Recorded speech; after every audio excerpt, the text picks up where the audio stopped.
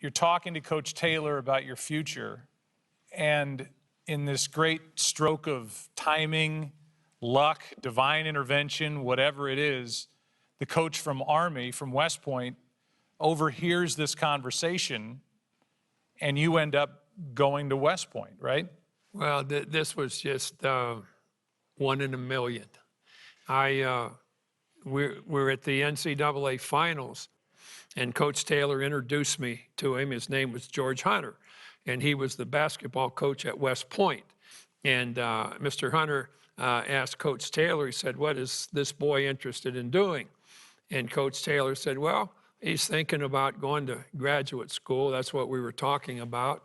And Mr. Hunter said, "Well, if he's ever in the Army, you call me and I'll bring him to West Point and he can coach our freshman team."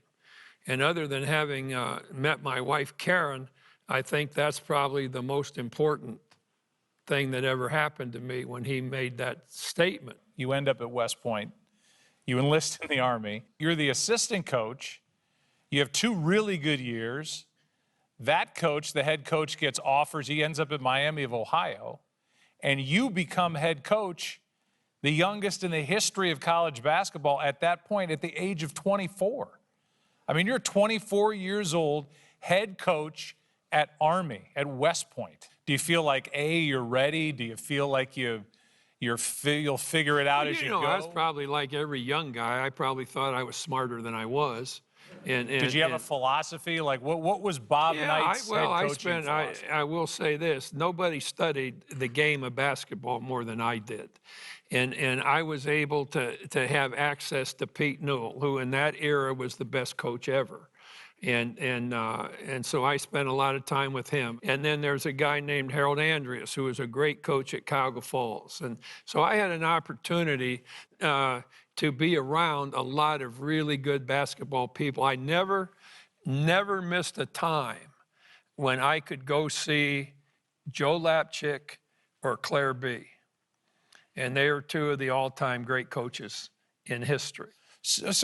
And it's funny because at that time when you're at Army, at West Point, there's an assistant coach on the football team that you bring over to help you with the basketball team by the name of Bill Parcells. That was not my easiest job, helping Parcells play basketball. How crazy is that, though? I mean, these are 2 Hall of Famers who are at West Point, and you saw something in him, I assume, that you liked, that you wanted him a part of your program? I thought that there was no way. Parcells and I really studied it. He studied basketball, I studied football. And we talked about it and spent an awful lot of days and nights. And I was Could he have been a good basketball coach? He thought he would be. I mean, there's no doubt in my mind. Could you have been a great football coach? I think so.